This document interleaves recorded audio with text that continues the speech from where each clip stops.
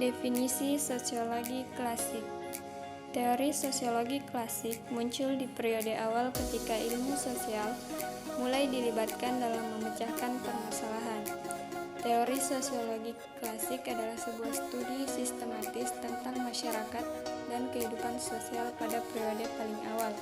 Studi ini kemudian mengarah pada terbentuknya disiplin ilmu. Latar belakang munculnya sosiologi klasik.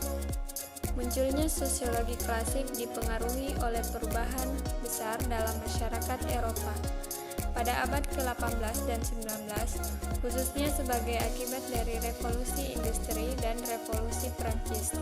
Kedua peristiwa ini menyebabkan pergeseran dalam struktur sosial, ekonomi, dan politik, menciptakan masalah sosial baru seperti urbanisasi, ketimpangan ekonomi, dan perubahan norma keluarga.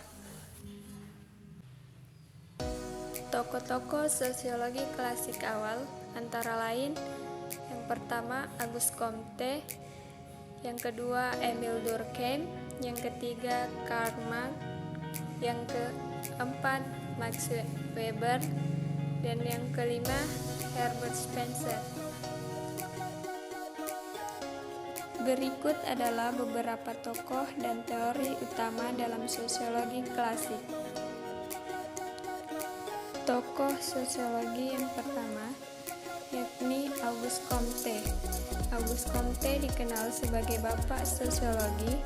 Comte mengembangkan konsep positivisme. Dia percaya bahwa pengetahuan sosial harus didasarkan pada data empiris yang bisa diuji. Tujuannya adalah menjadikan sosiologi sebagai ilmu yang dapat digunakan untuk memecahkan masalah sosial melalui metode ilmiah. Kemudian yang kedua, Karl Marx. Marx mengemukakan teori konflik dan konsep materialisme historis yang menekankan bahwa perubahan sosial didorong oleh konflik antara kelas sosial.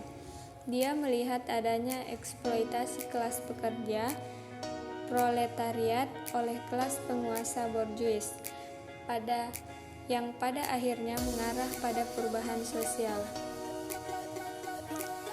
Yang ketiga, Émile Durkheim.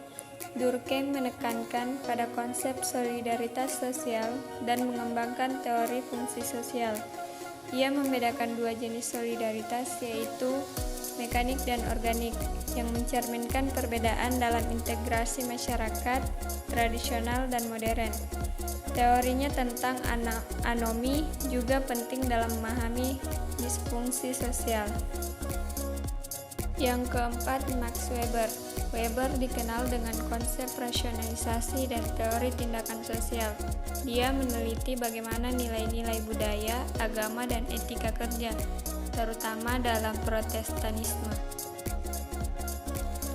Implikasi teori sosiologi klasik dalam sosiologi modern.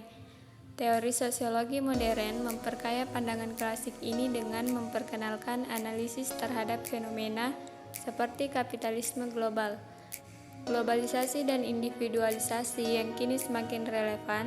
Max Weber misalnya mengembangkan pendekatan Verstehen atau pemahaman, di mana tindakan sosial individu dikaji berdasarkan makna subjektif yang diberikannya.